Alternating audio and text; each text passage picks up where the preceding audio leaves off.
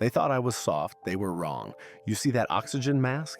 That's where they left me, that hospital hallway. That's where they thought my story would end. But look at this fist. Still got strength in these knuckles. Still got fight in these bones. They didn't count on that, did they? Um, Before we get into this, I need to know something. Where are you watching from?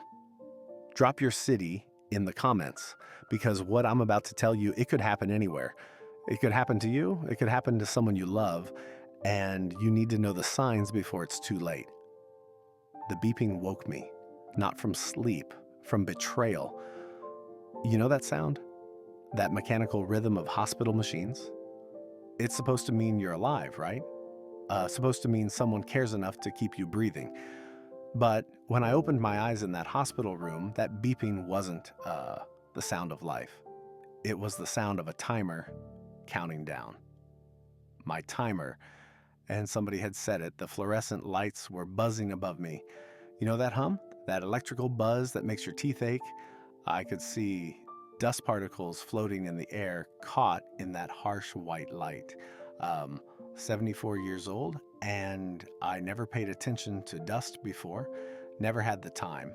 But when you're lying in a hospital bed wondering who tried to kill you, you start noticing the small things, the details, the things that don't add up. My hands were weathered, rough. These hands built houses for 30 years.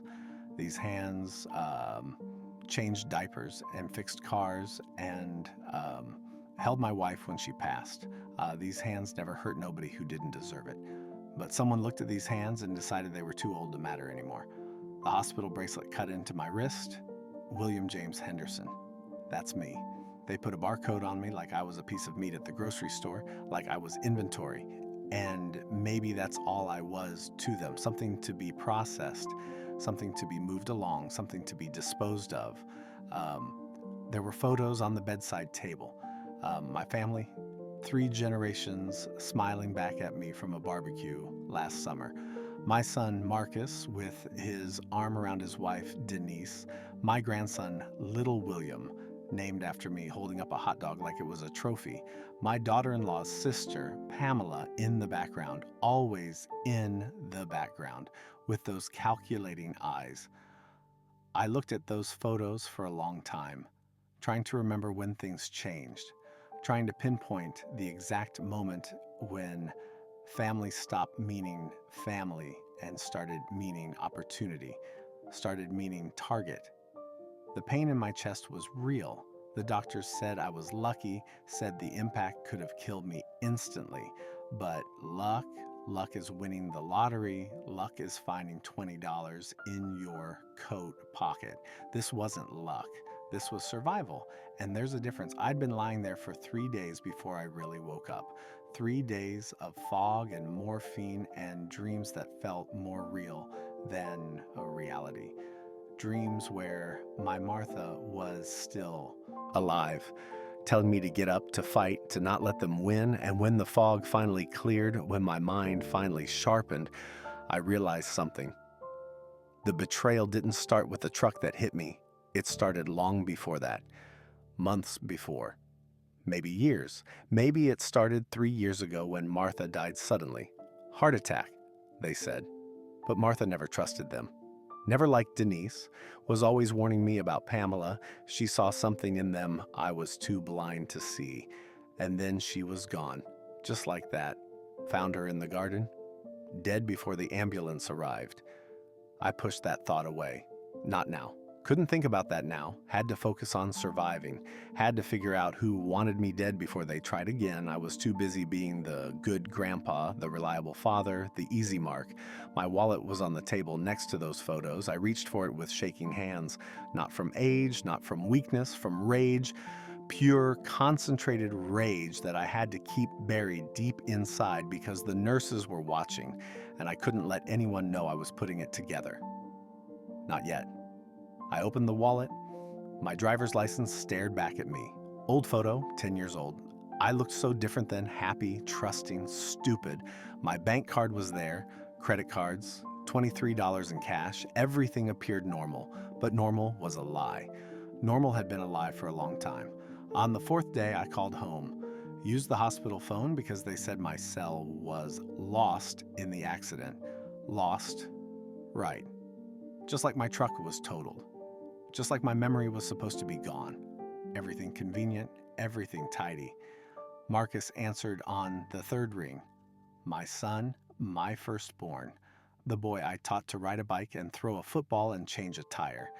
The man I helped start his business, co-signed his first house, bailed out when times got tough. Blood of my blood. Hey, Dad. His voice was flat, not concerned, not relieved, flat. Marcus, my throat was dry. I'm awake. There was a pause. Too long. In that silence, I heard everything I needed to know, but I wasn't ready to believe it yet. Not my son, not my boy. That's good, Dad. That's real good.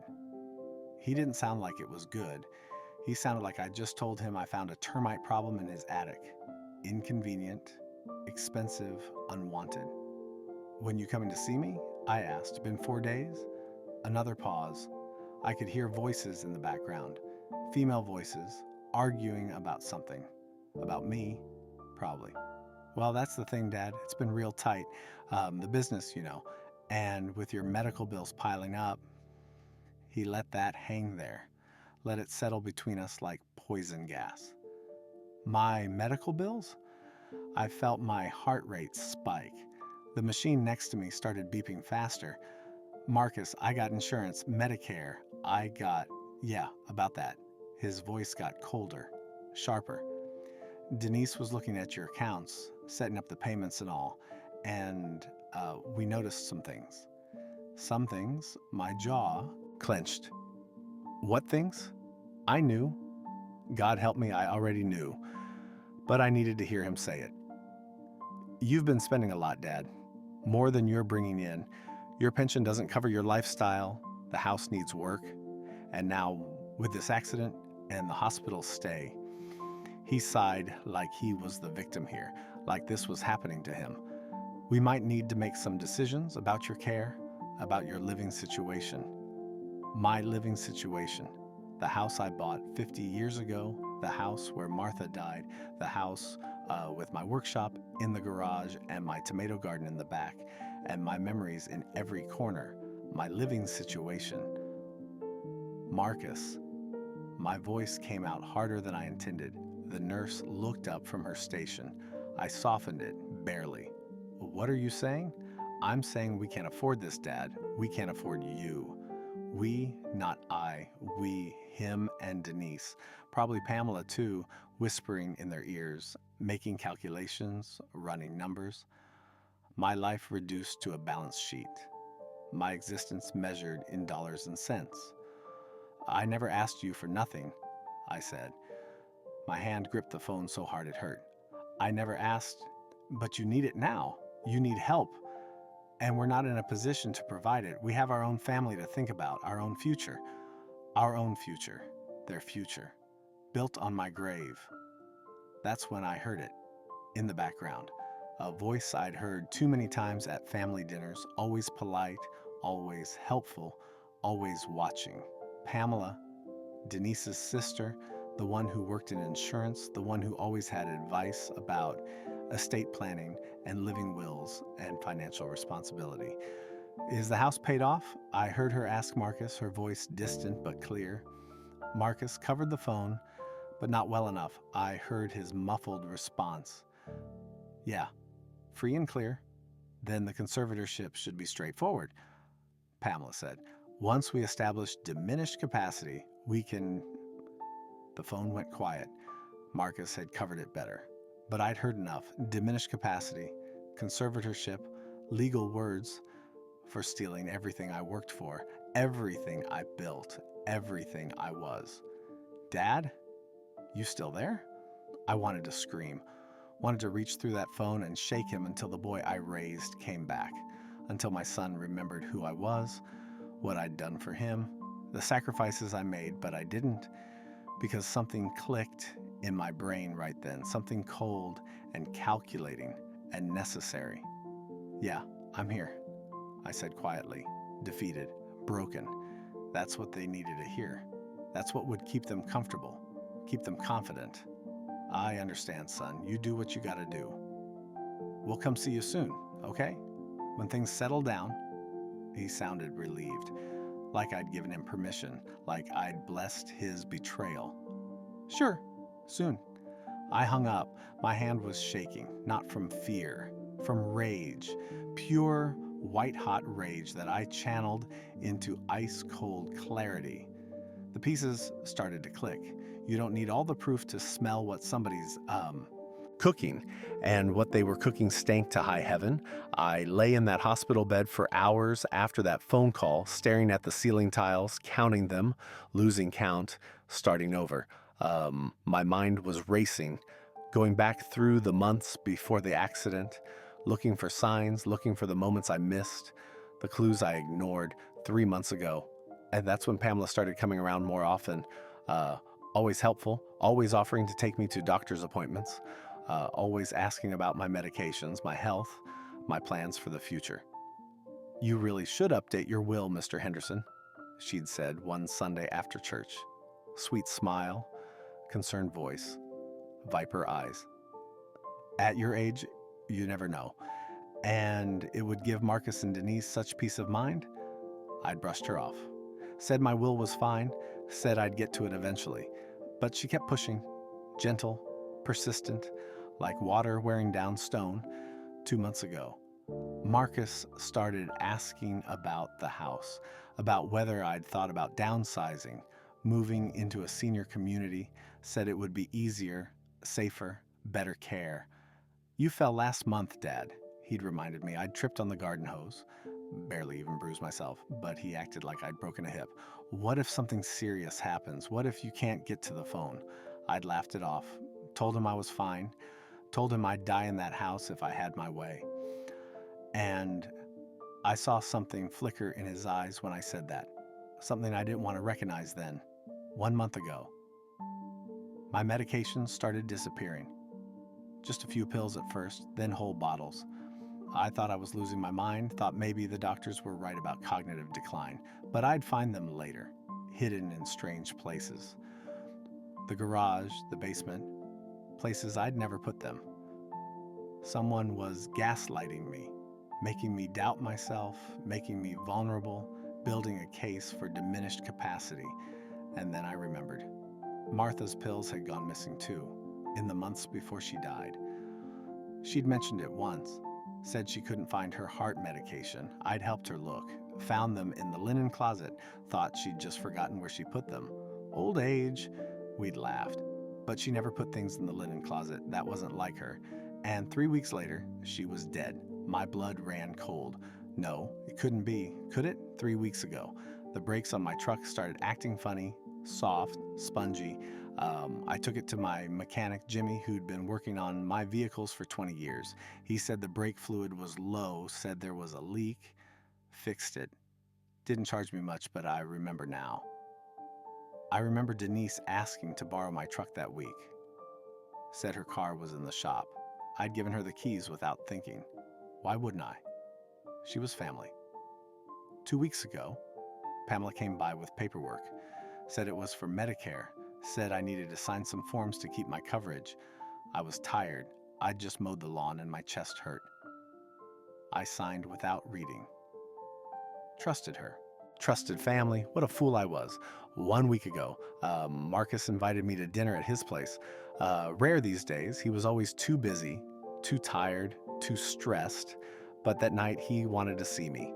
Him and Denise and Pamela and little William, a family dinner.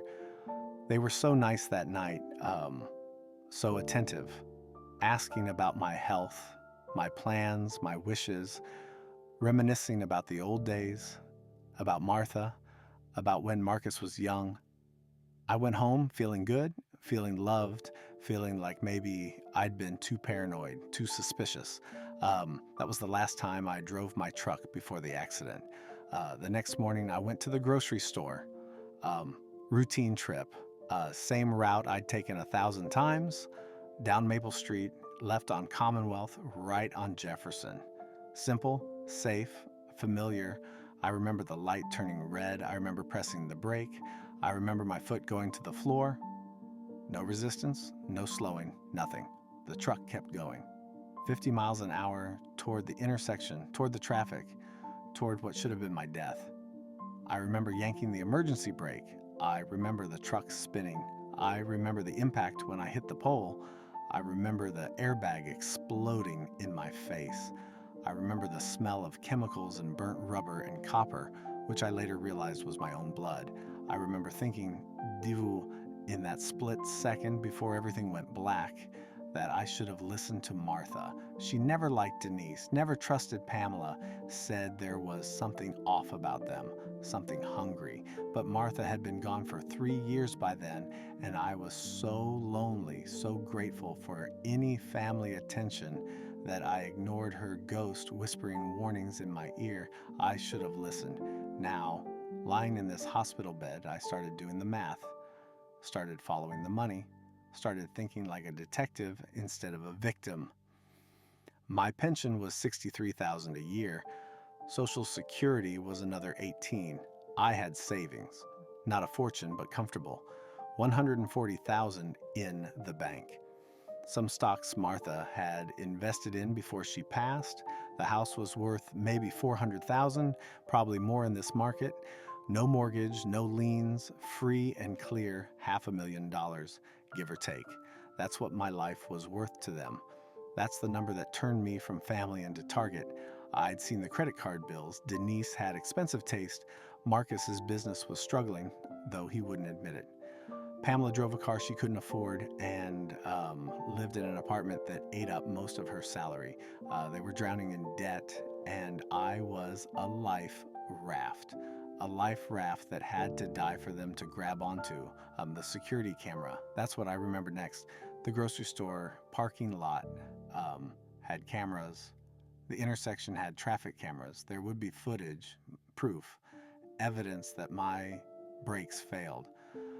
Evidence that someone had tampered with them. The license plate, there was something about a license plate, something I saw in the moment before the crash. A truck following me. Too close for too long. Black pickup, newer model. I'd noticed it in my rear view mirror but hadn't thought much of it. People tailgate. People are in a hurry. But now I wondered, was someone following me? Making sure the job got done, making sure if the brakes didn't kill me, they'd have a backup plan. I needed to get those traffic camera recordings, needed to see what happened, needed proof, because right now, all I had was suspicion and rage and a family that wanted me dead. The nurse came in to check my vitals. Young girl, couldn't be more than 25. She smiled at me with genuine warmth. How you feeling, Mr. Henderson?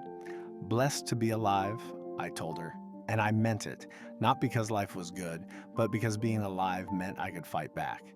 Being alive meant I could get justice. Being alive meant they failed. Your family called, she said, adjusting my IV. They wanted to know if you're up for visitors. Not yet, I said, still feeling pretty rough. Maybe in a few days.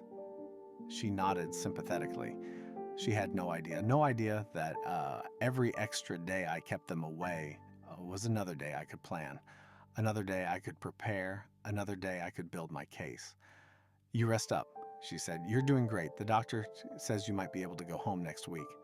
Home, where they'd finish what they started, where I'd be alone and vulnerable and easy to dismiss as a confused old man who couldn't take care of himself, where the conservatorship papers would be waiting, where my life would end one way or another, unless I stopped them first. The detective. I needed to call Detective Rodriguez. He'd worked with me on a case years ago when someone broke into my workshop and stole tools. Good man, fair man. He'd retired last year, but I had his personal number, kept in touch. We'd played poker a few times. He'd trust me, listen to me, help me, and more importantly, he still had connections on the force. Friends who could pull official records, make this legitimate, but I couldn't use the hospital phone. Too many ears, too many records. I needed to be smart, careful, strategic. I waited until the night shift came on. Different nurses, less attentive, more overwhelmed. I waited until the hallway was quiet, until the beeping machines and distant conversations created a blanket of sound I could hide under. Then I did something I hadn't done since the accident. I got out of bed. My legs were weak, shaking. Every muscle screamed at me to lie back down, but I pushed through, grabbed my IV pole for balance, shuffled to the small closet where they'd stored my belongings.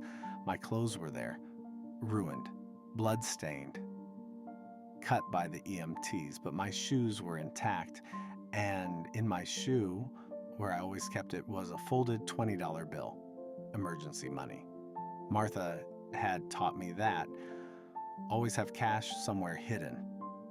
Not enough for a phone, but enough for a payphone. If I could find one, if they still existed. I got dressed in the hospital gown and robe they'd given me, looked like every other patient, shuffled to the elevator, rode down to the lobby. The gift shop was closed, but there was a vending machine area, and next to it, like a relic from another era, a payphone. I picked up the receiver. Please work. Please still work. Dial tone. Beautiful. I fed in quarters from the change machine. Dialed Rodriguez's number from memory. 3 rings. 4. I was about to give up when he answered. Rodriguez. Detective, it's William Henderson. Bill, that you? Where are you calling from? Hospital. Someone tried to kill me. I need your help. There was a pause. I could hear him processing, shifting gears from retired civilian to cop. Tell me everything. And I did. Standing in that empty lobby at 2 a.m, holding a payphone receiver with hands that wouldn't stop shaking, I told him everything. The brake failure, the suspicious family behavior, the conservatorship talk, the missing medications, the strange credit card charges, everything. He listened without interrupting. When I finished, there was silence. Bill, that's a serious accusation. Your own family. I know what it sounds like. I know, crazy old man, paranoid, delusional. That's exactly what they're counting on. That's why they're doing this. What do you need from me? The traffic camera footage from the intersection of Commonwealth and Jefferson, morning of October 19th, around 9:30 a.m., and security footage from Frank's Auto Repair on Maple Street for the week before. Can you get it? Another pause. I'm retired, Bill, but I still got friends on the force. Good friends. I can make some calls, get them to open an official investigation. If what you're saying is true, they'll take it seriously. I'll make sure of it. But Bill, if I do this and it turns out to be nothing, it's not nothing. Detective, I know you. You trust your gut, right? Your instincts? Always have. Then trust mine. Someone cut my brake lines. Someone tried to murder me, and that someone is my family. And Rodriguez? I think they might have done it before. 3 years ago, to my wife. I heard his sharp intake of breath. Jesus, Bill. I know how it sounds, but her medications went missing too. Same pattern. And then she was gone. Heart attack, natural causes. That's what everyone said.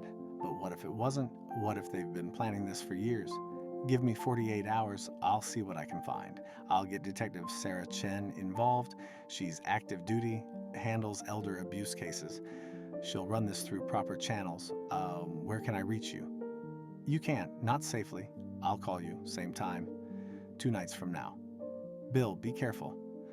If you're right about this, I know. They'll try again, that's why I need the proof. That's why I need your help. You got it? 2 nights?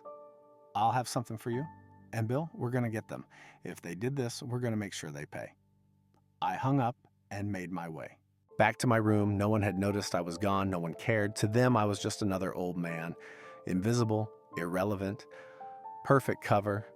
Back in bed, I finally let myself feel it. The fear, the heartbreak, the crushing weight of betrayal.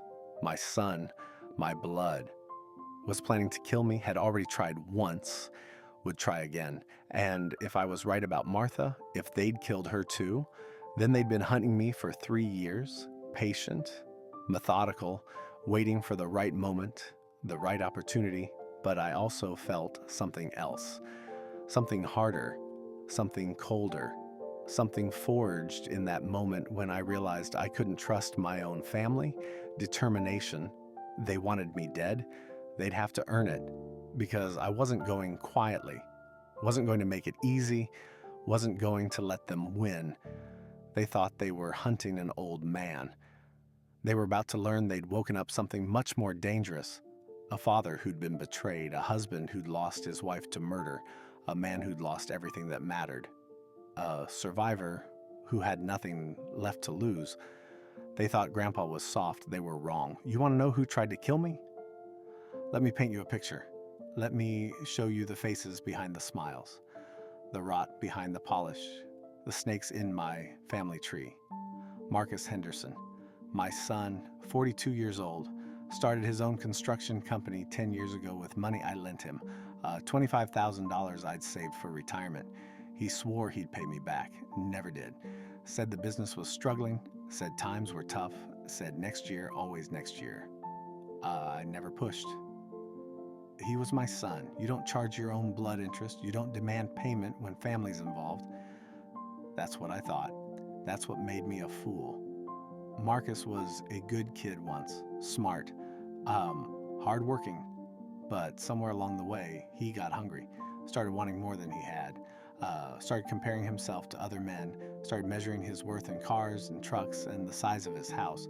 Martha saw it happening, warned me about it, said success was poisoning him, but I defended him. My boy, my firstborn, he was just ambitious, just driven, just trying to provide for his family.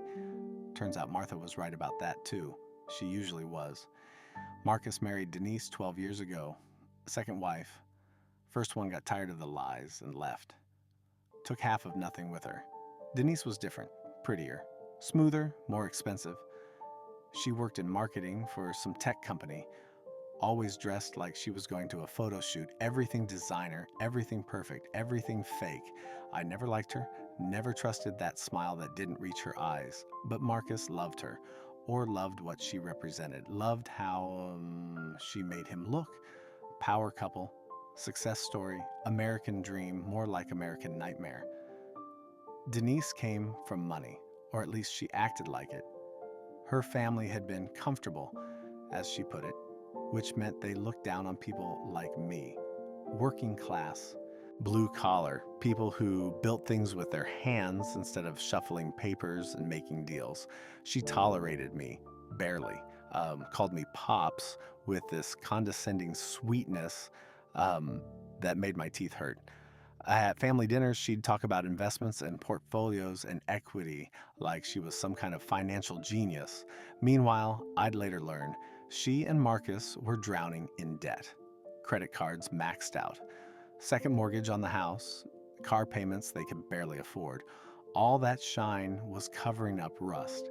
And then there was Pamela, Denise's younger sister, 38, never married, always around, always helpful, always in everybody's business with this concerned expression like she actually gave a damn. Pamela worked in insurance, processing claims, handling beneficiaries, dealing with estates. She knew exactly how the system worked, knew how to manipulate it, knew where the loopholes were, knew how to make someone disappear on paper before they disappeared for real. She was the brains behind this, I'm sure of it. Marcus didn't have the patience for planning. Denise didn't have the knowledge, but Pamela, she had both. She probably sold it to them like a business opportunity, like a problem that needed solving, like I was a problem that needed solving. I remembered seeing her at Martha's funeral, Denise's sister, being supportive, crying at all the right moments. But I caught her once when she thought no one was looking, checking her phone, texting someone, and when she saw me watching, she smiled. That cold, calculating smile. I should have known then, should have seen it, the three of them together. That was the core. That was the conspiracy. My son, his wife, her sister, family dinner conversations that stopped when I walked into the room, glances exchanged when they thought I wasn't looking, whispered phone calls that ended abruptly when I came around the corner. I'd noticed it all but explained it away. They're busy, they're stressed, they're dealing with their own lives. Never occurred to me they were dealing with mine, planning the end of it. Then there was little William, my grandson, 8 years old, named after me. That boy was innocent in all this, loved his grandpa, would run to me at family gatherings, show me his drawings, tell me about school, ask me to teach him things, build things, fix things. I'd started teaching him woodworking. Had a little bench set up in my workshop just for him. Every time I think about what they're doing, I think about him, what they're teaching him. That family doesn't matter, that love has a price, that loyalty is negotiable, that old people are disposable. They're poisoning that boy's future just like they tried to poison mine.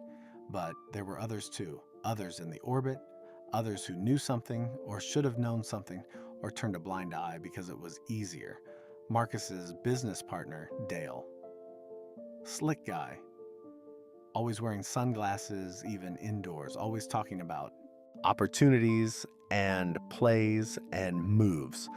The kind of guy who'd sell his mother if the commission was right. He'd been pressuring Marcus to expand, to take bigger risks, to leverage everything, including me. I'd heard them talking once, didn't realize what I was hearing at the time. Your old man's sitting on a gold mine, Dale had said. That house alone could fund the whole operation. You just got to convince him it's time. At the time, I thought he meant convince me to invest. Now I know he meant something else, something permanent. And Dale had a brother, Jerry. Quiet guy. I'd only met him once at a family barbecue about 2 years back. He'd stayed in the corner talking to Pamela for hours. At the time, I thought maybe they were interested in each other, but the conversation looked serious, professional, like they were planning something. I should have paid more attention. Denise's friend Karen, the real estate agent, she'd come by my house 3 times in the last 6 months. Just checking in, just seeing if you'd thought about selling, just wanted to let you know the market's hot. Each time, her estimate of my house's value went up. Each time she made it sound like I was stupid for not cashing out. She'd probably already lined up buyers, probably already calculated her commission, probably already spent it in her head. Then there was Father Mike from church. Now, I don't think he was part of the conspiracy, but he was part of the problem. Every Sunday, he'd talk about honoring thy mother and father, about family being sacred, about taking care of the elderly. And Marcus and Denise would sit there, nodding along, holding hands, looking like the perfect Christian family. Meanwhile, they were planning my murder. That's the thing about evil. It doesn't look like evil. It looks normal. It looks like your family at a barbecue. It looks like your son asking about your health. It looks like concern and care and love until you look closer, until you see the truth underneath. I spent that second day in the hospital thinking about all of them, building profiles in my mind, understanding motivations, recognizing patterns. If I was going to beat them, I had to think like them, had to understand what drove them, what scared them, what would make them make mistakes. Marcus was weak. That was his vulnerability. He followed Denise's lead, did what she wanted, needed her approval. If I could drive a wedge between them, create doubt, he might crack. Denise was arrogant, thought she was smarter than everyone else. That pride would be her downfall. She'd get cocky. She'd slip up. She'd leave evidence because she wouldn't think anyone was smart enough to find it. And Pamela? Pamela was careful, methodical. She was the dangerous one, the one who'd planned this out, the one who'd covered the angles. But everyone has a weakness. Everyone makes mistakes. I just had to wait for hers. The nurse came in for evening rounds. Same young girl from before. Your son called again. She said, he really wants to see you. Tomorrow, I told her. Tell him tomorrow afternoon. I needed one more day to prepare, one more day to get my ducks in a row, one more day before I had to face them and pretend I didn't know, pretend I was still the confused, helpless old man they thought I was.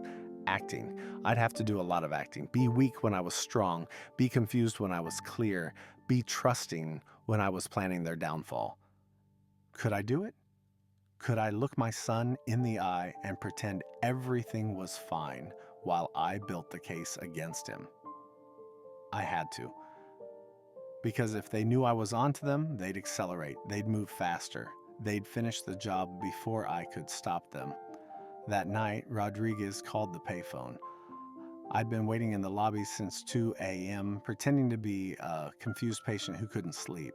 The security guard had checked on me twice but left me alone. Just another old man with insomnia. Nothing to worry about. The phone rang at 2:15. I grabbed it on the first ring. "Bill, it's me. You're not going to like this."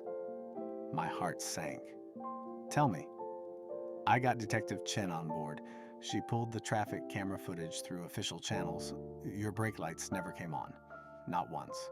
You went through that intersection at full speed. Brakes were definitely out.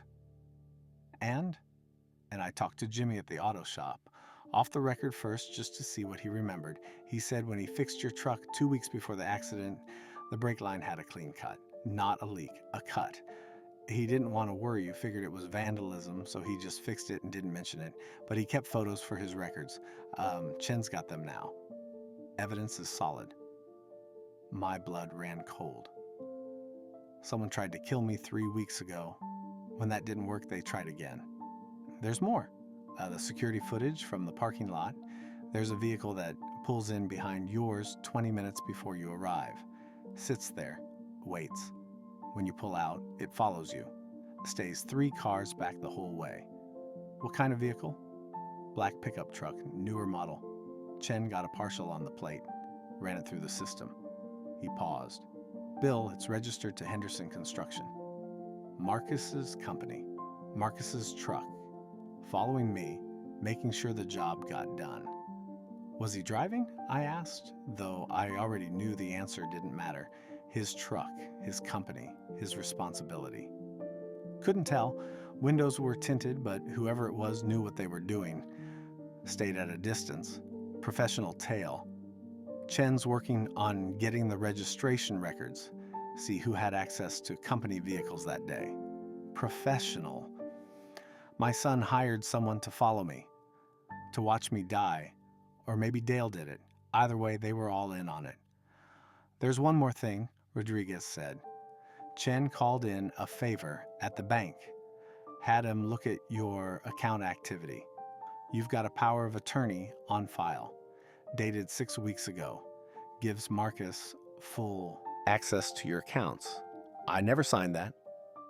But even as I said it, I remembered Pamela, the Medicare paperwork, the forms I signed without reading.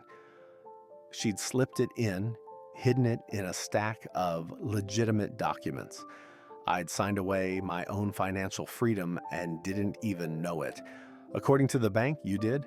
Notarized and everything. And get this, the notary is a woman named Sandra Reeves. Works at an insurance office. Guess who else works there? Pamela? Bingo.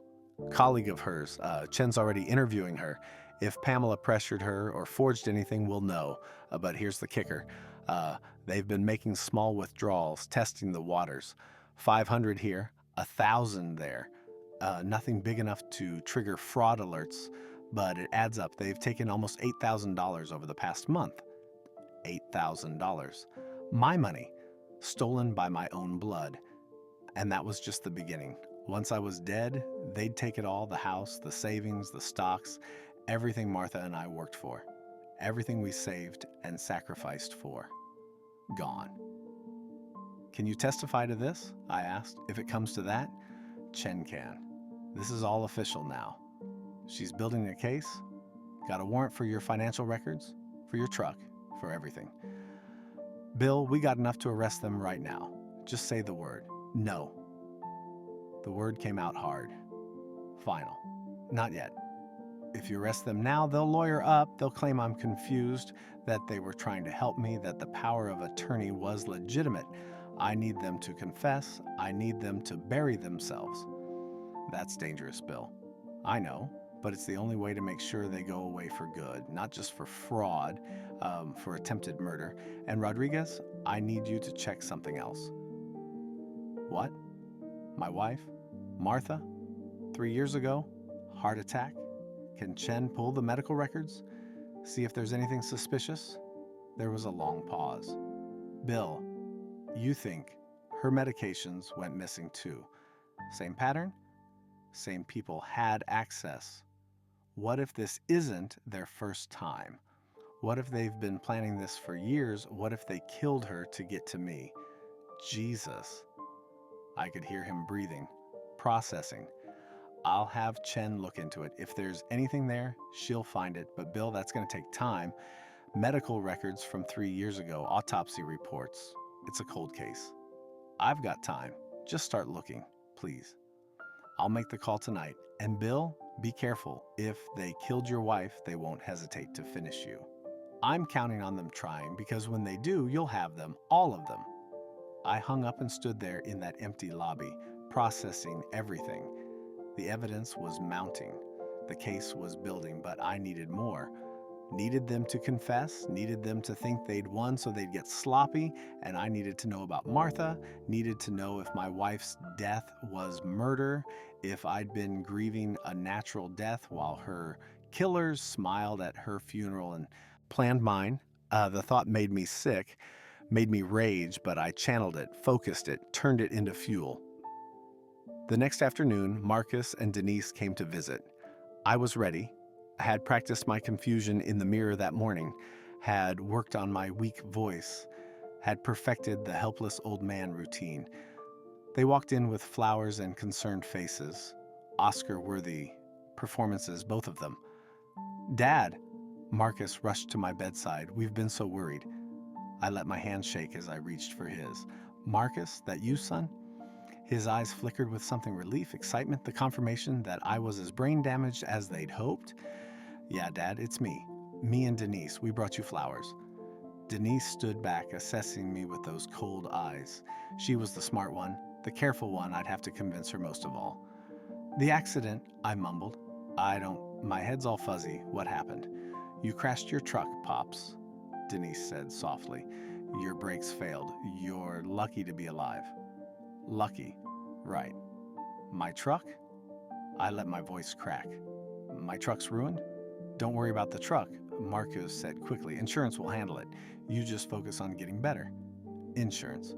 I bet they'd already filed the claim. Probably inflated the value. Another way to skim money off my suffering. "I'm so tired," I said. "Can't think straight. Everything's confusing." "That's normal," Denise assured me. "You hit your head pretty hard. The doctors say it might take time for your memory to come back, for you to feel like yourself again. Or it might never come back." That's what she was hoping. That I'd stay confused, stay pliable, stay easy to control. "We've been talking to the doctors," Marcus said, "about your care, about what happens when you get out of here." Here it comes. The pitch, the play. "You can't go home alone, Dad. It's not safe. What if you fall? What if something happens?" "My house," I said weakly. "I want my house." "We know," Denise said soothingly, "but we have to think about what's best for you. What if you came to stay with us for a while, just until you're stronger? Stay with them, in their house, under their control, where they could finish what they started, where accidents happen, where old men fall downstairs, or forget to turn off the stove, or take too many pills. I don't know," I said. I'm so confused." "Don't worry about it now," Marcus said. "We'll figure it out. We're family. We'll take care of you." Family. That word tasted like poison in the air between us. They stayed for an hour, asking questions about my memory, about what I remembered from the accident, about my finances, always circling back to my finances. Did I remember my bank passwords? Did I know where my important documents were? Had I thought about updating my will? I played dumb. Gave vague answers. Let them think I was slipping away mentally. Let them think their plan was working. When they finally left, Marcus squeezed my hand. "We love you, Dad. We're going to take care of everything. Everything, including me, permanently." The moment they were gone, I dropped the act. Sat up straight, mind clear. I'd seen what I needed to see. They weren't even trying to hide it anymore. They thought I was broken, thought the accident had done their job for them. Now they just had to wait me out, maybe help me along a little. But I'd bought myself time. They wouldn't make another move while I was in the hospital. Too public, too risky, They'd wait until I was discharged, until I was home, vulnerable, alone. That gave me a week, maybe two, to build my case, to gather my proof, to set my trap. The lawyer, that was my next move. I needed a good lawyer, not just any lawyer, someone who specialized in elder abuse, someone who'd seen this before, someone who'd believe me. The nurse came in for evening medications. I asked her a question I'd been thinking about. Do you know any good lawyers for estate planning? She looked surprised. Feeling better, Mr. Henderson? Clear moments come and go, I said with a weak smile. Want to get my affairs in order while I can? She nodded sympathetically. My mom used Brenda Okafor. She's tough, really looks out for her clients. Specializes in elder law. Brenda Okafor, I'd heard that name before. High-profile case a few years back. Daughter tried to steal her mother's house. Brenda got everything back and got the daughter prosecuted. Made the news, made a statement. That's who I needed, someone who wasn't afraid to go after family, someone who'd seen this movie before. Can you look up her number for me, I asked. I'd like to call her. The nurse hesitated. Visiting hours are over. Maybe wait until morning? Please, I said. I'm 74 years old. I might not have a lot of mornings left. Humor an old man. She smiled and pulled out her phone. 5 minutes later, I had Brenda Okafor's number written on a napkin in my pocket. That night, I made another trip to the lobby payphone, called her office, got an answering service, left a message. My name is William Henderson. My family tried to kill me. I need help. Short, direct. The kind of message that gets a call back. And it did. She called the payphone back 20 minutes later. I'd waited, pacing the lobby, praying she'd respond. Mr. Henderson, this is Brenda Okafor. Your message concerned me. Tell me what's happening.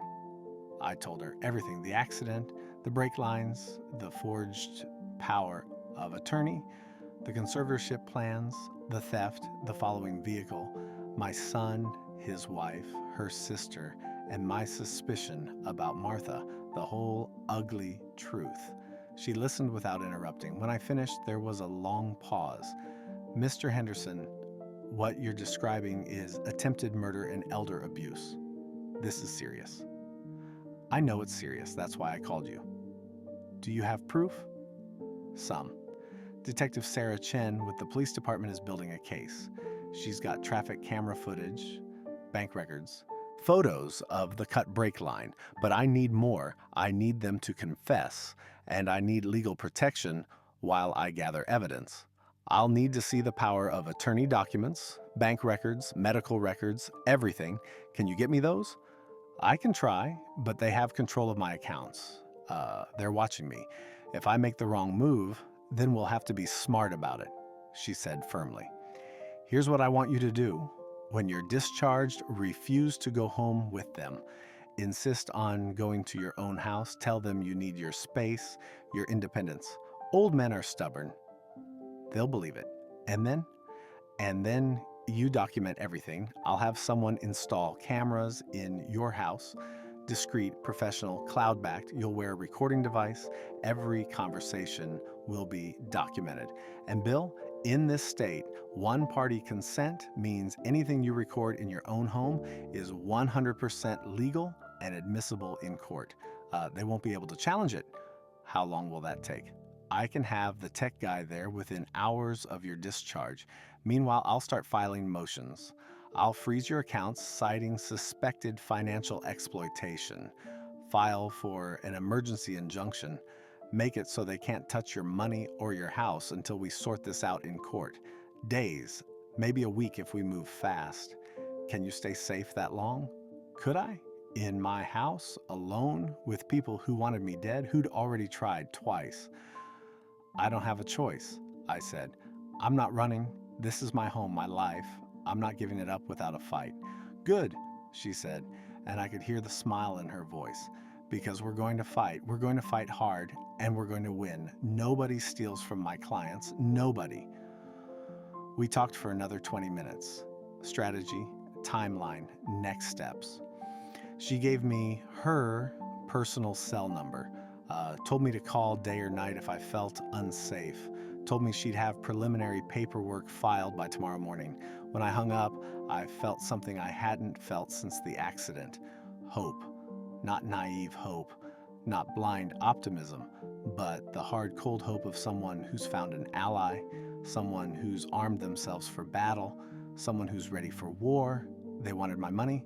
They'd have to take me to court. They wanted my house. They'd have to evict me legally. They wanted me dead. They'd have to get past Brenda Okafor first. And from what I'd heard, that woman didn't lose. I went back to my room and slept better than I had in weeks. Not because I felt safe, but because I finally had a plan, finally had a weapon, finally had a fighting chance. Tomorrow, the real game would begin. The next few days were a study in patience, in control, in playing the long game when every instinct screamed at me to confront them, to rage at them, to demand answers for the unforgivable things they'd done.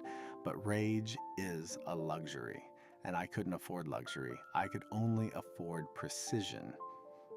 Marcus came every day, sometimes with Denise, sometimes alone, always asking about my health, my memory, my plans, always probing, always calculating. I gave him nothing. Played the confused old man, let him think he was winning. Pamela visited once, brought cookies she'd baked, smiled her fake smile, asked about my medications, about my medical history, taking notes, gathering information, building her case for conservatorship, for declaring me incompetent. I answered every question wrong, mixed up dates, forgot names, called her by her sister's name, made myself seem more impaired than I was. She ate it up, couldn't hide the satisfaction in her eyes. "Don't worry, Mr. Henderson," she said sweetly. "We'll take care of everything. You won't have to worry about a thing." That's what scared me most, that they genuinely believed they were helping, that they'd convinced themselves this was mercy, that stealing everything I'd worked for was somehow in my best interest. Or maybe they just didn't care. Maybe they'd pushed down whatever guilt they felt and replaced it with greed, with justification, with the idea that I was old anyway, that I'd die soon enough, that they were just accelerating the inevitable. Either way, they were comfortable, confident, cocky. That was their mistake. Brenda worked fast. By day 3, she'd filed an emergency motion to freeze my bank accounts, cited suspicious activity, cited unauthorized power of attorney under investigation, cited elder abuse allegations. The bank had no choice but to comply pending investigation. Marcus called me that afternoon, furious but trying to hide it. "Dad, there's been some kind of mistake with your bank accounts. They've been frozen." "Frozen?" I let my voice quaver. "What does that mean?" "It means nobody can access them. Not even me. And I need to pay some of your medical bills, and this is really inconvenient." Inconvenient? He'd tried to murder me, and stealing my money was inconvenient when he got caught. "I don't understand," I said. "Why would they freeze them?" "Some kind of fraud investigation. Probably just a computer glitch. I'm sorting it out." But he couldn't sort it out because Brenda had evidence, had documentation, had Detective Chen's official investigation, had proof of the unauthorized withdrawals, the forged signatures, the suspicious activity. And the more he pushed, the more guilty he looked. "Maybe you should come stay with us," Denise suggested that evening. She'd come with Marcus, both of them tense, both of them worried. "Just until all this banking stuff gets sorted out, we can take care of you." "I want to go home," I said, and I meant it, meant every word. My house, my things. I want to die in my own bed if it's my time. Die in my own bed. I saw something flicker across Marcus's face. Was it guilt or calculation? Was he thinking about how easy it would be, how convenient, how clean? "Dad, be reasonable. I'm going home," I said firmly. More firmly than I'd spoken since the accident. I let them see a flash of the real me, the man who wasn't as broken as they thought. "Tomorrow, with or without your help." They exchanged glances, a whole conversation in a look. Finally, Marcus nodded. "Okay, Dad, okay. will take you home tomorrow. He thought he was agreeing to my demand, didn't realize he was walking into my trap. The discharge papers were signed by noon the next day. I shuffled to Marcus's car, played up my weakness, let him help me into the passenger seat like I couldn't manage on my own. Denise drove behind us in her car, following. Always following, like vultures waiting for the dying animal to finally stop moving. We pulled up to my house, and my heart ached. I hadn't been home in 2 weeks, felt like a lifetime. The grass needed cutting. Mail was piling up, but it was still mine, still standing, still waiting for me. Marcus helped me inside. The house smelled stale, unlived in. But underneath that, I could smell Martha, her perfume, her cooking, her presence in the walls and floors and memories. "We'll get you settled," Denise said, already opening windows, making herself at home, claiming territory, but I had a surprise for them. "Actually, I've got this," I said. Stronger voice, clearer. "I appreciate the help, but I need some time alone to adjust." Marcus frowned. "Dad, we should stay. Make sure you're okay." "I'm fine. I'm home. That's all I needed." "But your medications are labeled. I can read. I'm old, not stupid." There it was, a crack in the facade. Let them see I wasn't as far gone as they hoped. Denise's eyes narrowed. She was the smart one. She was starting to suspect. "We'll check on you tomorrow," she said carefully. "Make sure you have everything you need." "You do that?" I walked them to the door. Stood straight. Let them see I was stronger than they thought. Let the doubt creep in. After they left, I locked the door. Every lock, every chain, every deadbolt. Then I went to my bedroom and pulled out the box I'd hidden in my closet 15 years ago, the gun safe. Martha had hated it, hated guns in the house, but I'd kept my old service pistol from the Army, just in case, for emergencies. This qualified. I opened the safe. The .45 was still there, cleaned, oiled, maintained. I loaded it with hands that didn't shake anymore. Put it in my nightstand, within reach, ready. Then I called Brenda. "I'm home," I told her. "What's next?" "Next, we wait for them to make a move, and we record everything. My tech guy will be there in 2 hours to install the cameras. Don't let anyone in until he arrives. His name is Kevin. He'll show you his ID and give you the code word, Martha. That way you'll know it's really him." Martha. The code word was Martha. My wife, my love, my reason for fighting. "I'll be ready," I said. And I was, ready for war, ready for justice, ready to make them pay for everything they'd done. To me, to Martha, to our family, to our lives. They thought they'd won. Thought I was helpless. Thought they could move in. For the kill, they were about to learn the truth. Grandpa wasn't soft. Grandpa was dangerous. Brenda had cameras delivered the next day. Discreet, professional, the kind you can't see unless you know where to look. Her tech guy, Kevin, showed up at 2 p.m., showed me his ID, said the word Martha. I let him in. He installed them while I watched. Living room, kitchen, front door, back door, my bedroom, all recording to a cloud server only Brenda and I could access. They can't erase what they can't touch, he told me.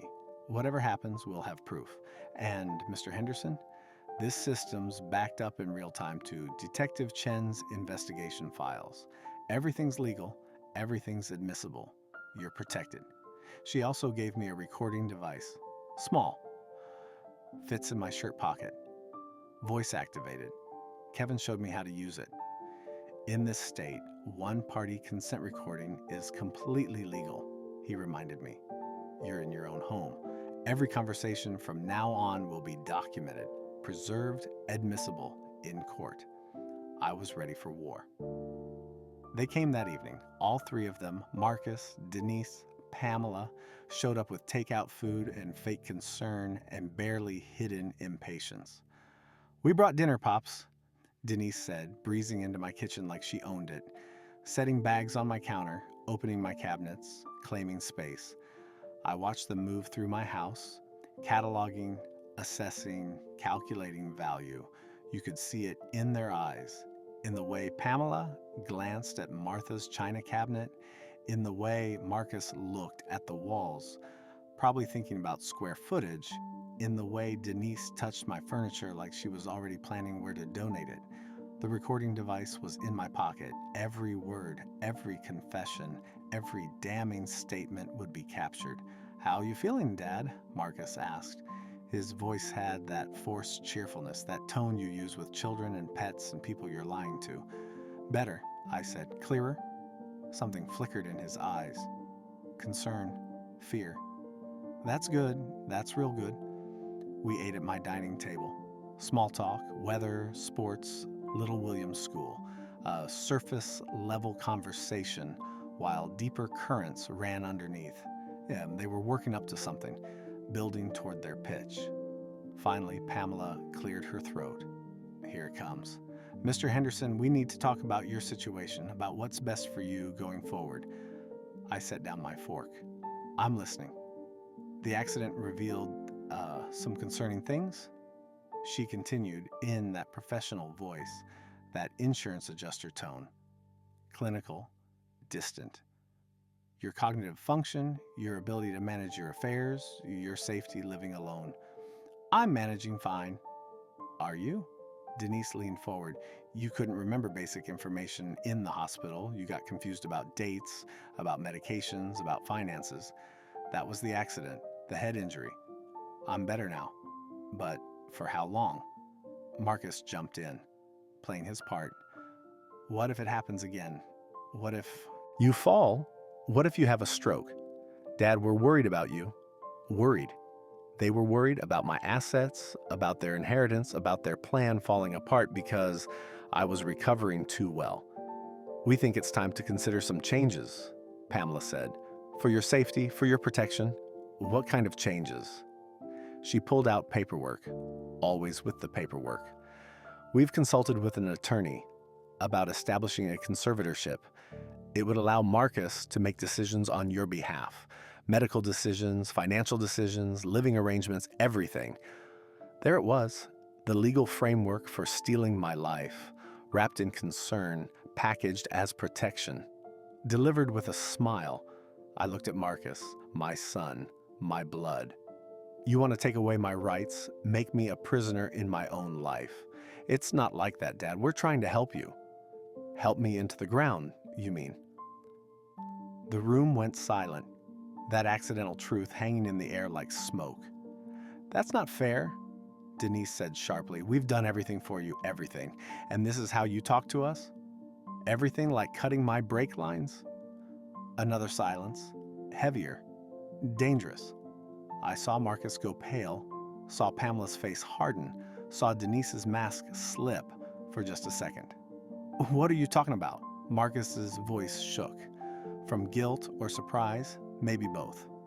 "My brakes didn't fail," I said calmly. Recording device in my pocket, capturing every word, cameras in the corners capturing every expression. They were cut, and a truck from Henderson Construction followed me that day. Made sure I crashed, made sure I almost died. "That's crazy," Denise said, but her voice was too sharp, too defensive. "You're confused. The accident, I'm not confused anymore. I know exactly what's happening. You forged a power of attorney, you've been stealing from my accounts, you're planning to declare me incompetent so you can take everything. My house, my money, my life." Pamela stood up slowly, carefully. "Mr. Henderson, these are serious accusations. Paranoid accusations. Perhaps we should call your doctor." "Perhaps you should call your lawyer," I shot back, "because mine has already filed charges, and the police have been investigating." That stopped them, all three frozen, processing. "You're lying," Marcus said, but he didn't sound sure. "Am I? Check your bank access." "Oh wait, you can't because the accounts are frozen because you've been caught. Detective Sarah Chen has traffic camera footage. She has photos of my cut brake line. She has bank records showing your theft. She has everything." I watched them exchange glances. Panic setting in, plans unraveling. They thought I was helpless, thought I was broken, thought they'd won. Now they realized they'd underestimated me, and that realization was beautiful. This is insane, Denise hissed. We're trying to help you, and you're accusing us of attempted murder. I finished. Elder abuse, fraud, theft. Should I keep going? Marcus's hands were shaking. Dad, please. You don't know what you're saying. I know exactly what I'm saying, and I've got proof. Traffic camera footage, bank records, forged documents, voice recordings, everything. Pamela recovered first, always the smart one. If you had real proof, the police would be here. But they're not, because you're a confused old man making wild accusations he can't back up. You sure about that? I'm sure that no prosecutor would take this case seriously. I'm sure that your diminished mental capacity will be evident to any judge. I'm sure that the doorbell rang. We all froze. You expecting someone, Pops? Denise's voice was ice. I smiled. First real smile in weeks. As a matter of fact, I am. I got up slowly, let them sweat, let them wonder. Walked to the door and opened it. Detective Sarah Chen stood there. Professional, young, sharp eyes that missed nothing. She had her badge out, and she had 2 uniformed officers with her. Behind them, Rodriguez stood watching, not official, but present, supporting me. Evening, Mr. Henderson, she said, loud enough for everyone to hear. I'm Detective Sarah Chen. We spoke on the phone. I believe we need to have a conversation about your accident and about some financial irregularities we've uncovered. I turned back to my family. Their faces were a painting. Marcus looked like he might vomit. Denise was calculating escape routes. Pamela was frozen, her lawyer brain running through options, finding none. Come in, Detective, I said. I believe you know my son, Marcus Henderson, and his wife Denise, and her sister, Pamela Watts. Chen and the officers entered, professional, calm, but there was steel underneath.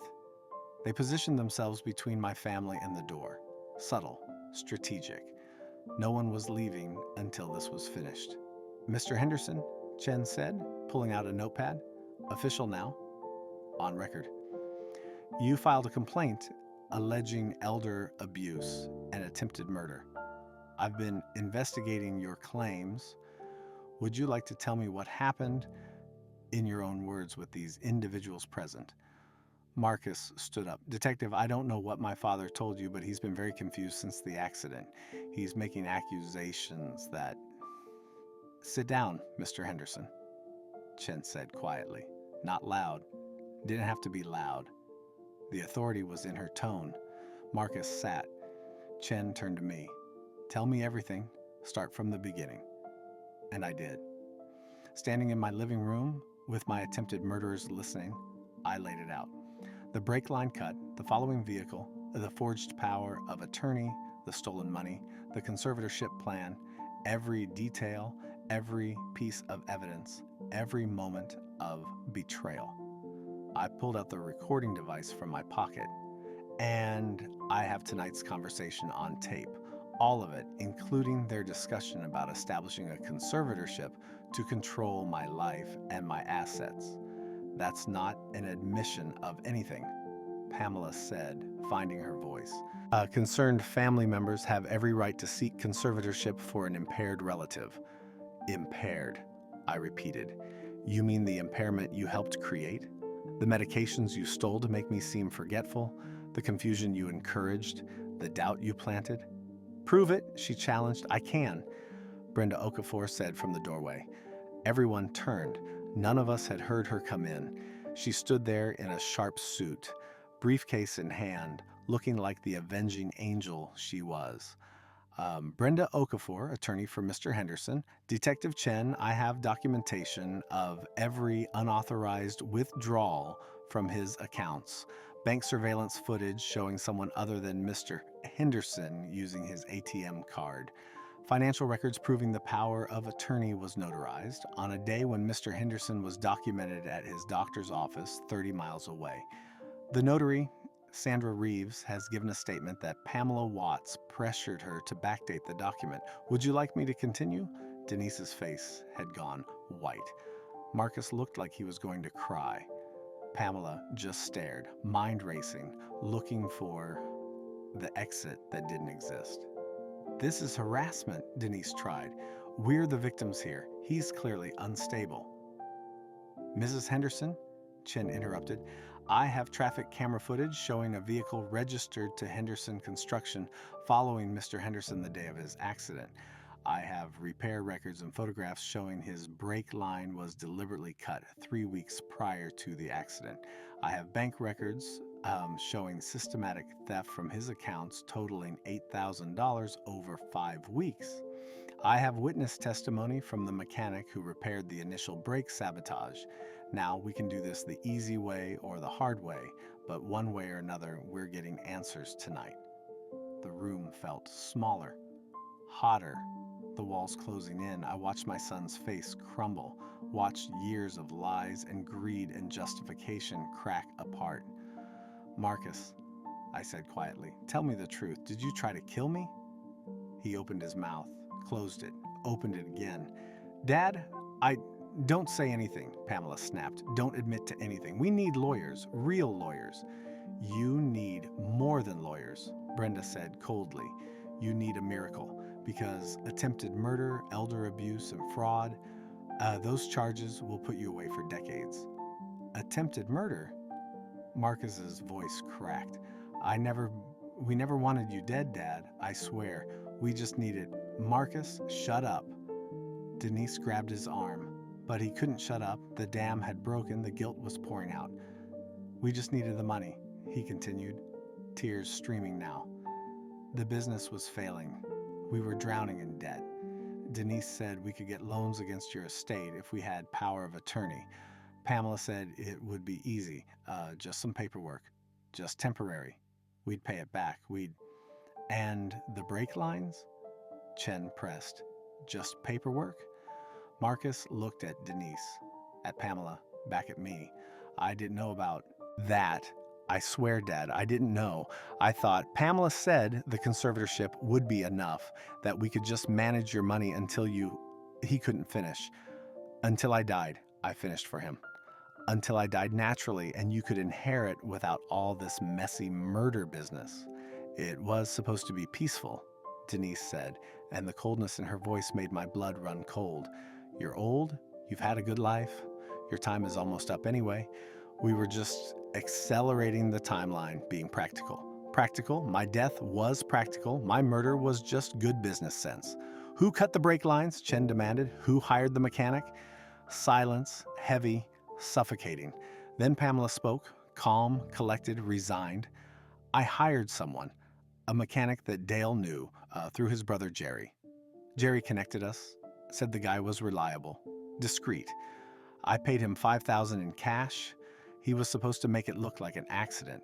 Old truck, old man, failed brakes. No one would question it. But I survived.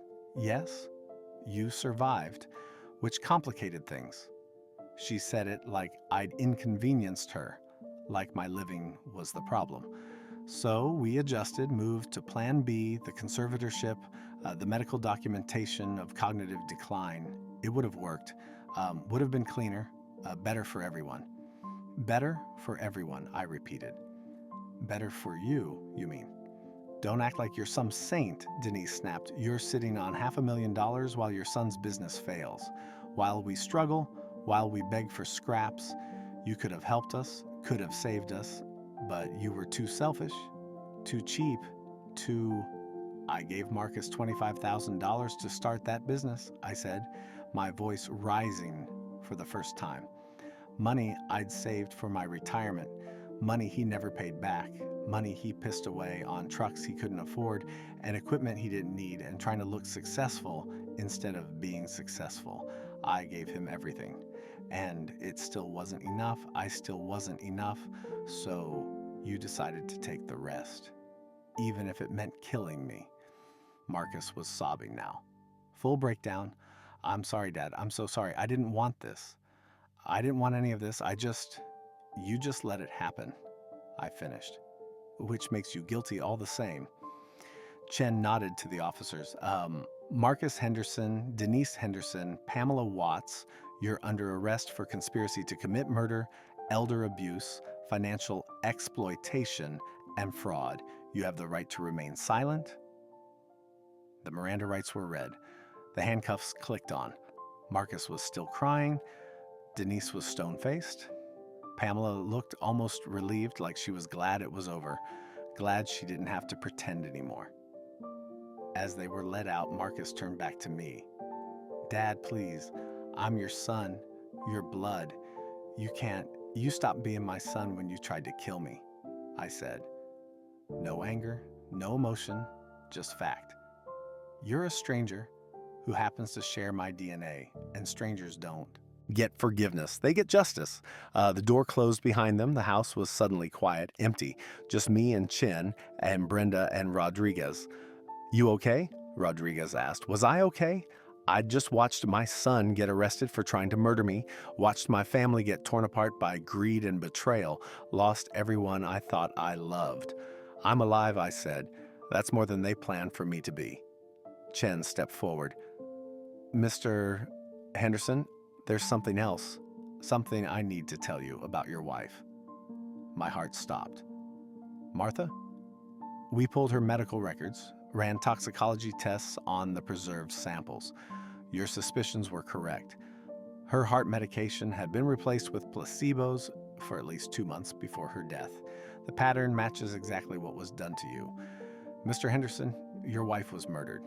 The room spun. I grabbed the table for support. "Martha, my Martha, murdered just like I suspected, just like I feared." "How long have you known?" I asked. "We got confirmation this morning. I wanted to tell you before the arrest, but things moved quickly. I'm sorry." Sorry.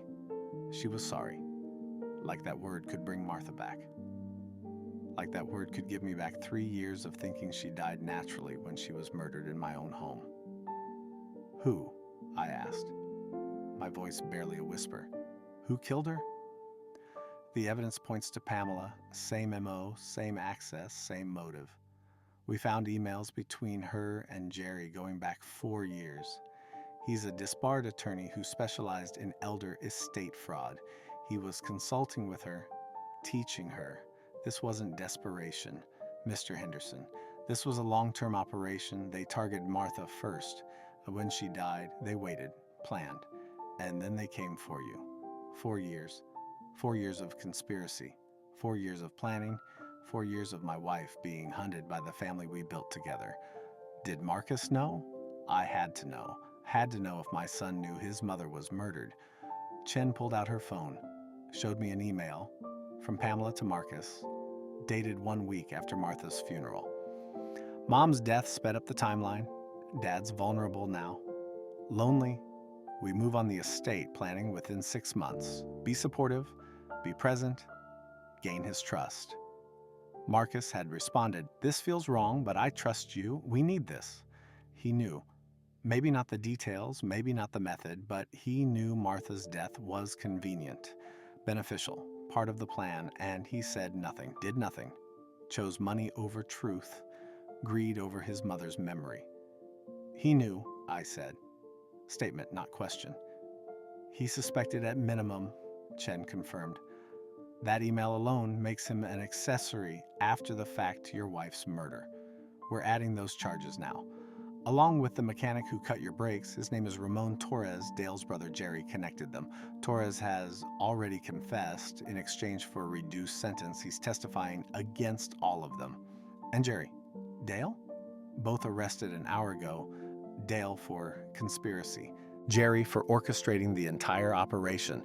He's done this before, Mr. Henderson, to 3 other families. You're the first one who fought back. The first one who survived long enough to expose them. The first one who survived. How many others died? How many families torn apart? How many murders disguised as natural deaths?" "What happens now?" I asked. "Now you heal," Brenda said gently. "Now you rebuild. Now you live the life they tried to take from you. And we make sure they never get the chance to hurt anyone else." The trial took 8 months. 8 long months of lawyers and depositions and evidence presentation. 8 months of seeing Marcus in court, looking smaller each time, broken. 8 months of Denise's cold stare, 8 months of Pamela's emotionless face. The evidence was overwhelming: the traffic cameras, the bank records, the forged documents, the recorded conversations. The mechanic, Ramon Torres, testified about being paid by Pamela to cut my brake lines twice. First time failed when Jimmy fixed it. Second time was supposed to be guaranteed. Dale testified against everyone to save himself. Jerry tried to fight, but his paper trail was extensive. The deeper we dug, the worse it got. They'd already picked out my casket, already planned my funeral, already divided up my belongings. There were emails, text messages, a whole digital trail of conspiracy and cold calculation. And then there was the evidence about Martha, the toxicology reports, the medication switch, the timeline showing Pamela had access to our home in the months before Martha died. The emails between her and Jerry discussing phase 1 and clearing the path. Martha was phase 1, I was phase 2. They'd murdered my wife and waited 3 years to murder me. Patient, methodical, evil. Denise and Pamela showed no remorse, none. In court, they maintained they'd done nothing wrong, that I was mentally unfit, that they'd been helping me. Even with all the evidence, they couldn't admit the truth to themselves. Marcus was different. He broke completely, pled guilty to conspiracy to commit murder, elder abuse, financial exploitation, and accessory after the fact to Martha's murder. Testified against the others, sobbed through his allocution, said he was weak, said he'd been manipulated, said he'd lost himself in debt and desperation, said he loved me, said he loved his mother. I sat in that courtroom and felt nothing for him. The son I'd raised was already dead. This broken man wearing his face was a stranger. Pamela got life without parole for Martha's murder, plus 20 years for my attempted murder and the elder abuse charges. The judge called her a predator, said she'd weaponized her professional knowledge to destroy families, said she represented everything wrong with how society treats its elderly, said she'd serve every day of her sentence in maximum security. Denise got 35 years for conspiracy to commit murder, financial exploitation, and being an accessory to Martha's murder. The emails proved she'd known about both operations. She smiled when the sentence was read. Actually smiled like 35 years was nothing. Like she'd still won somehow. Marcus got 25 years with possibility of parole after 15. The cooperation helped, the remorse helped, but the accessory to his mother's murder charge sealed it. The judge said any son who'd stand by while his mother was murdered deserved no mercy. I agreed. Dale got 20 years for conspiracy and aiding the operation. He cursed me as they led him away, called me selfish, called me the villain, said I'd destroyed families over money. The irony was lost on him. Jerry got life without parole for orchestrating multiple elder murders across 4 states. Turns out Martha and I were just 2 of many. The FBI found evidence of 6 other families he'd helped destroy, 6 other elderly people murdered for their estates. He showed no emotion when sentenced, just a blank stare. Predator caught, a monster exposed. Ramon Torres, the mechanic, got 8 years for attempted murder with credit for cooperation. He'd testified honestly, shown genuine remorse, said he'd been desperate and took money he shouldn't have. He apologized to me directly in court. It meant nothing, but I acknowledged it. Money. It always came back to money. After the sentencing, I stood on the courthouse steps with Brenda and Chen and Rodriguez. Media everywhere, cameras, questions, everyone wanting a statement. I gave them one. My name is William James Henderson. I'm 74 years old. 8 months ago, my family tried to kill me. 4 years ago, they murdered my wife. Not for revenge, not for passion, for money, for inheritance they felt entitled to, for assets they decided were more valuable than our lives. This isn't just my story. This happens every day. Elder abuse, financial exploitation, murder disguised as natural death, Families who see their aging relatives as burdens instead of blessings, as bank accounts instead of human beings, as problems to be solved instead of people to be loved. I'm one of the lucky ones. I survived. I had friends who believed me. I had a lawyer who fought for me. I had a detective who investigated. I had evidence to prove my case. But my wife Martha didn't. She died thinking her family loved her, died never knowing her own daughter-in-law and sister-in-law were poisoning her. That's the tragedy. Not that I survived, but that she didn't. How many others don't? How many old people are dying right now, murdered by their own children, and no one's investigating? No one's asking questions. No one's demanding justice. The FBI says at least 6 other families were destroyed by the same conspirators who killed my wife.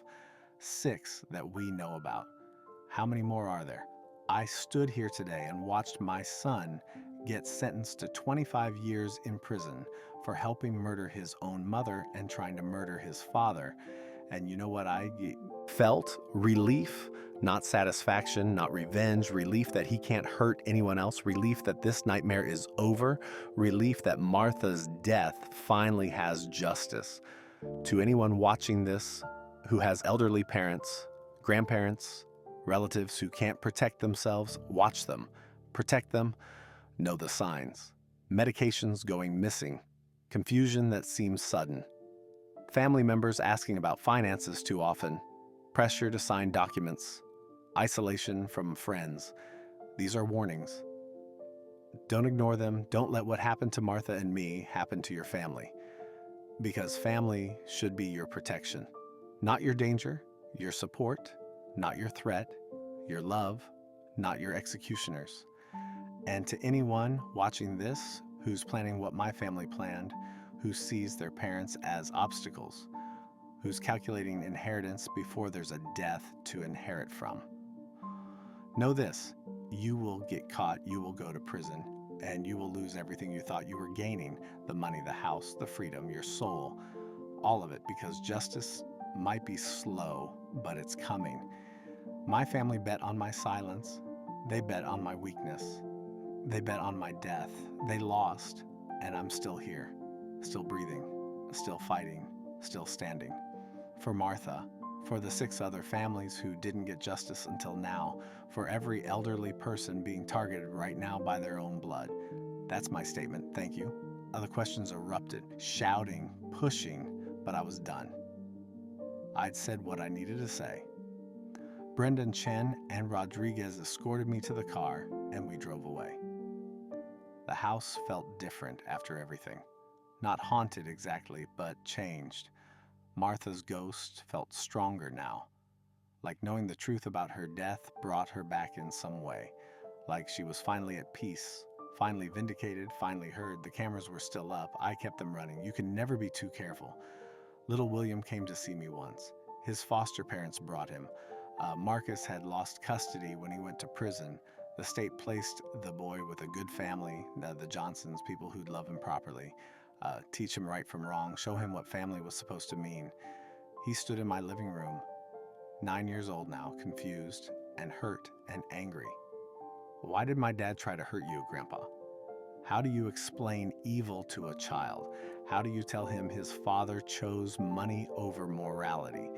How do you prepare him for a world where love can be conditional and family can be fatal?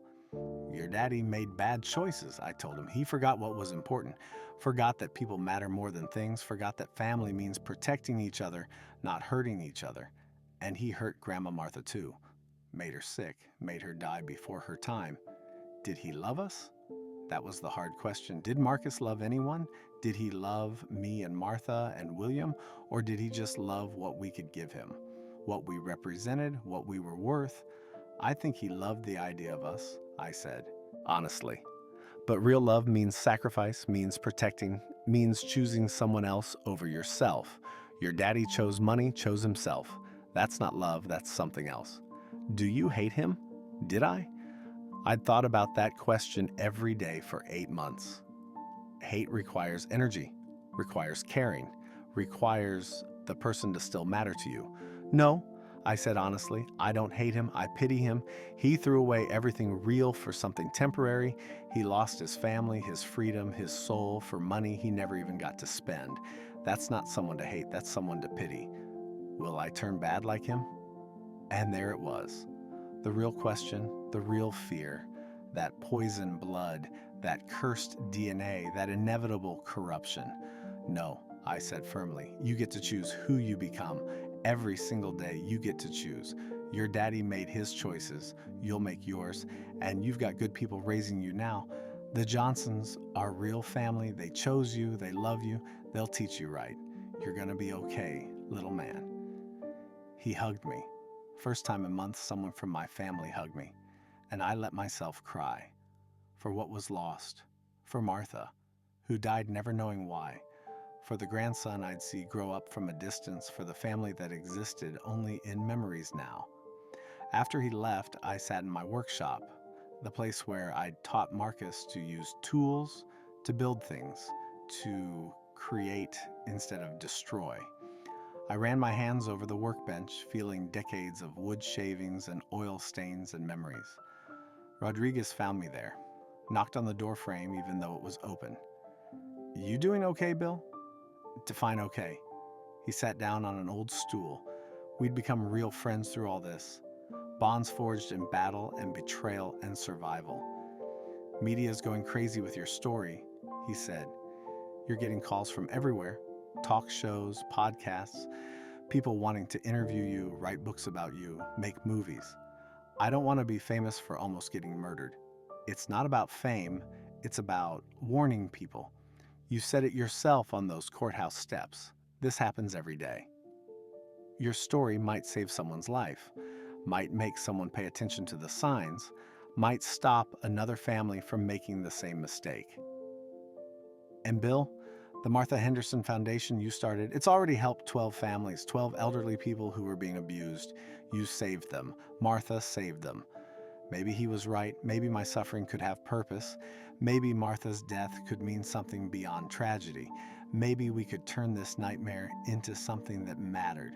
Chen called. Rodriguez continued. The FBI wants your testimony for the other cases, Jerry's victims. Their families want closure, want to know what happened. You could help them. I'll do it, I said, whatever they need. If it helps other families get justice, I'll do it. That's what I told her you'd say. We sat in silence for a while, two old men in a workshop, survivors. Friends, brothers in arms. You know what the worst part is? I asked. Not the betrayal, not the murder attempt, not even Marcus going to prison. It's knowing that Martha died scared and confused, that her last days were filled with weakness and pain, that she probably knew something was wrong but couldn't prove it, couldn't stop it, couldn't save herself. That's what haunts me, that I couldn't protect her. You couldn't have known, Bill? No one could have. But I should have listened. She warned me about them, told me they were dangerous, and I dismissed her. Called it paranoia, told her she was imagining things. She died trying to warn me, and I didn't listen. That's on me. You're listening now. You're protecting others now. That's what matters. That's what Martha would want. Maybe. Maybe that was enough. Maybe that was all I could do. Honor her memory by protecting others, by making sure no one else died the way she did, alone, scared, betrayed by family. It's been 2 years now. 2 years since the accident, since the arrest, since the trial, since I learned the truth about everything. I still live in my house, still sleep in the bed I shared with Martha. I still see her ghost in every corner, but the ghosts are friendly now, protective, like she's watching over me, making sure I'm okay, making sure I don't let anyone hurt me again, making sure her death meant something. The cameras are still up, the locks are still strong, the gun is still in my nightstand. You don't survive what I survived by getting soft, by trusting again, by letting your guard down. But I'm not just surviving, I'm living with purpose. The Martha Henderson Foundation for Elder Protection has grown. We've helped 43 families in 2 years, 43 elderly people who were being abused, exploited, stolen from. We provide legal services, counseling, safe houses, financial protection, everything I wish I'd had when this started, everything Martha needed but never got. I speak at colleges, at police academies, at law firms, at hospitals, tell my story, tell Martha's story, warn people about the signs, teach them what to watch for, how to protect themselves, how to protect their loved ones, how to fight back. And I testify every case I can, every prosecution, every trial where an elderly person was victimized by their family. I show up, I speak, I remind the jury that these victims are real people with real lives, with real value, not just bank accounts, not just inconveniences, not just obstacles to inheritance. Little William visits every month. He's 10 now, growing up good, strong. The Johnsons are raising him right, teaching him about honor, about integrity, about what family really means. He calls them mom and dad now. As he should, they earned those titles. Marcus lost them. We built things together in my workshop. I teach him how to measure twice and cut once, how to sand with the grain, how to respect the tools and the wood and the craft, how to create instead of destroy. He's good at it. Patient, careful, nothing like his father, everything like Martha. Sometimes he asks about Marcus. I tell him the truth. Age-appropriate truth, but truth nonetheless. His father made terrible choices, hurt people, broke the law, has to face consequences. But William is not his father. William gets to choose his own path, write his own story, be his own man. I see Martha in him sometimes, her gentleness, her wisdom, her strength, the good parts of our DNA that survived the corruption. That gives me hope that maybe something good can come from all this tragedy. Maybe William will be the redemption Marcus never earned, the legacy worth leaving, the future worth fighting for. As for Marcus and Denise and Pamela, they're in prison, will be for decades. I don't visit, don't write, don't think about them much anymore. They made their choices. Now they live with them. That's justice, not revenge, not hatred, just consequences. Dale died in prison 18 months ago, stabbed by another inmate. Some dispute over commissary. Guards said it was quick. I felt nothing when I heard. Not satisfaction, not sadness, nothing. Because he was nothing to me, just another cautionary tale. Another name in the news, another warning about greed and conspiracy and the wages of sin. Jerry's still alive, life without parole, maximum security. I heard he tried to appeal, claimed his trial was unfair, claimed he was just a consultant. The appeals were denied. He'll die in prison. Good. Ramon Torres, the mechanic, got out after 6 years for good behavior. He sent me a letter, apologizing again, saying he'd found God, saying he was different now. I didn't respond. Some apologies don't deserve acknowledgement. Rodriguez and I play poker once a week. He still feels guilty about not catching it sooner.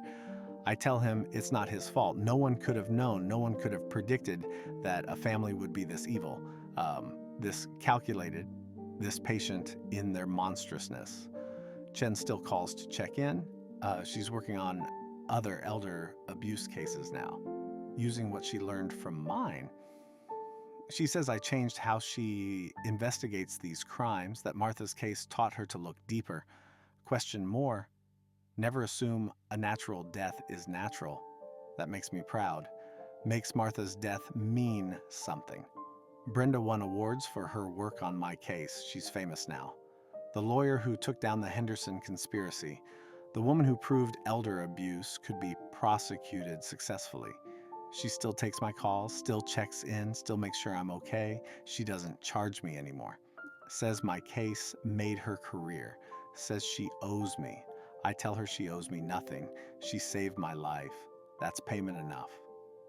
Sometimes I think about what would have happened if I'd died in that crash, if the brakes had failed a second sooner, if I'd hit another car instead of a pole, if the airbag hadn't deployed, if I'd been a little weaker, a little slower, a little less lucky. They would have gotten away with it, all of it, Martha's murder, my murder, the theft, the fraud, the conspiracy, everything. They would have split my assets, sold my house, erased my life. forgotten about me within a year, moved on to their next scheme, their next victim, their next crime, but I didn't die. And they didn't get away with it, and that has to count for something, that has to mean something, that has to matter. You see, they thought I was soft, thought old meant weak, thought age meant helpless, thought family meant blind loyalty and unquestioning trust. They thought wrong, they bet on my silence, they bet on my confusion, they bet on my death, they bet on an easy score and a clean getaway. They lost. And I'm still here. Still breathing, still fighting, still standing, still telling my story so others know the signs. So others can protect themselves, so others can survive what I survived, so others can get justice for loved ones like Martha who didn't survive. My name is William James Henderson. I'm 76 years old now. My family tried to kill me, murdered my wife, stole my money, broke my heart, destroyed my trust in humanity. But they didn't destroy me. They didn't destroy Martha's memory. They didn't destroy the good that can come from standing up to evil. And that's what matters. Not the betrayal, not the evil, not the pain, but the survival, the justice, the fighting back, the refusing to go quietly, the standing up and saying, no, not today, not ever, not without a fight. They wanted me dead and buried and forgotten. Instead, I'm alive and loud and impossible to ignore. I'm the nightmare they created, the monster they woke up, the warning they never saw coming, the voice Martha never got to be. They thought Grandpa was soft, they were wrong, and now the whole world knows their names, knows their crimes, knows their faces, knows what they did, knows they failed, knows that evil doesn't always win, knows that sometimes the old man fights back, knows that sometimes justice prevails. That's my revenge. Not violence, not hatred, not sinking to their level, but exposure, truth, justice, making sure they live with the consequences of their choices every day for the rest of their miserable lives, making sure they remember the old man they tried to kill, the one who survived, the one who fought back, the one who won, the one who gave voice to his murdered wife, the one who became her justice, her vengeance, her memorial, making sure they remember me, making sure they remember Martha, because I'm still here, and I'm not going anywhere, and neither is her memory. This is Grandpa Revenge, the story of William Henderson, the man who survived, the man who fought back, the man who got justice, the man who honored his murdered wife. If this story moved you, hit that like button. Subscribe to the channel. Share this video with someone who needs to hear it, because this isn't just entertainment, this is education, this is warning. This is preparation. Elder abuse is real. Financial exploitation is real. Murder disguised as natural death is real. Family betrayal is real, and it's happening right now to someone. Maybe someone you know, maybe someone in your family, maybe you know the signs. Watch for the red flags, medications going missing, sudden confusion, family asking about money too often, pressure to sign documents, isolation from friends. These aren't coincidences, these are warnings. Protect yourself, protect your loved ones. Don't let what happened to William and Martha happen to you. And if you've been betrayed, if you're being victimized, if you're suffering, fight back, get help. Contact the authorities, call the elder abuse hotline, hire a lawyer, document everything. Don't go quietly, don't make it easy for them. Make them work for every inch, make them pay for every crime. You're stronger than they think, smarter than they expect, more resilient than they hope, and you deserve justice. In the comments below, tell me, would you have fought back the same way William did? What would you have done differently? What signs do you see in your own life? Have you lost someone to what seemed like natural causes but never felt right? Let's talk. Let's share. Let's protect each other, because that's what real family does. Not the family you're born into, but the family you choose, the community you build, the people who actually care whether you live or die. That's family. That's loyalty. That's love. Everything else is just biology. and biology ain't enough. Not anymore. Not after this. Stay safe out there. Stay vigilant. Stay alive. Check on your elderly loved ones. Ask questions. Pay attention. Be the protection they need. This is Grandpa Revenge, and remember, they thought he was soft. They were wrong. And William James Henderson is still standing, still fighting, still protecting others in Martha's name, because that's what love does. Even after death, even after betrayal, even after everything, love fights back.